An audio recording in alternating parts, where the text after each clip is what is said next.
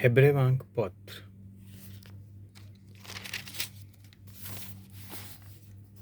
प्रस्तावना. देवाचो पूत मनशांक देवाचें श्रेष्ठ उत्तम उतर. Ch.1 जायते पावटी आनी वेगवेगळे तरेन मागां प्रवाद्यां वरवीं देव आमच्या पुर्वजां कडेन उलयलो.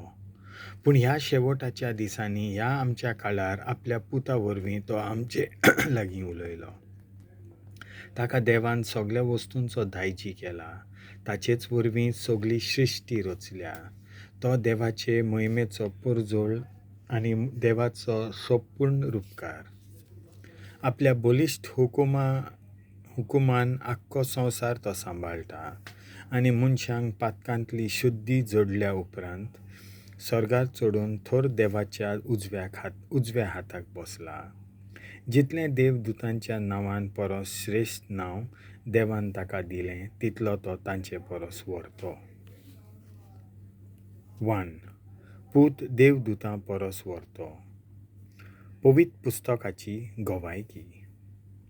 खरेंच देवान केन्नाच खंयच्याच दुताक म्हणूंक ना, तूं म्हजो पूत, आयज हांवें तुका जल्म दिला. तशेंच खंयच्याच देवदूता संबंदी देवान सांगूंक ना, हांव ताचो बापूय जातलों आनी तो जातलो म्हजो पूत. पूण आपल्या मालगड्या पुताक संवसारांत पाठयतना ताणें म्हणलें, सगळे देवदूत ताका साश्टांगी पडूं. देवदूतां विशीं देवान सांगलें, आपल्या दुतांक तो वाऱ्या सारकें कोत्ता आनी आपल्या म्हणयाऱ्यांक उज्याच्या आकट्यां सारकें. पूण आपल्या पुताक जाल्यार देव अशें म्हणटा, तुजें शिवासन देवा युगांनी तोपतलें. प्रामाणीकपणान तूं राजवट चलयतलोय. प्रामाणीकपणाचो तूं मोग कोत्ताय आनी खोटेपणाक विटेताय. देखून सगळ्या तुज्या वांगड्यां मदलो वयर काडून देवान तुज्या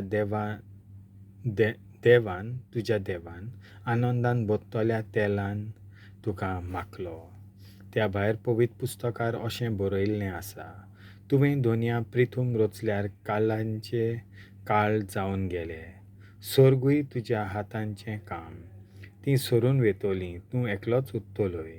पोन्न्या वस्त्रां वरीं तीं खोट्योवन वेतलीं आनी झरोन गेल्ल्या आंगावल्या वरीं तूं तीं काडून उडयतलोय आनी नवीं वस्त्रां घालतलोय. पूण तूं आसाय तसोच आसतलोय. तुज्या वस्त्रांक अंत पार ना.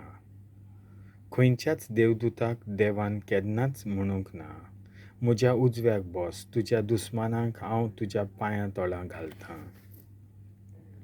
देवदूत कोण तर? ते सगळे आत्मे. ते देवाची चाकरी कोत्तात आनी तारण घेवचीं आसात तांकां आदार दिवंक देव तांकां पाठयता. देवाचें उतर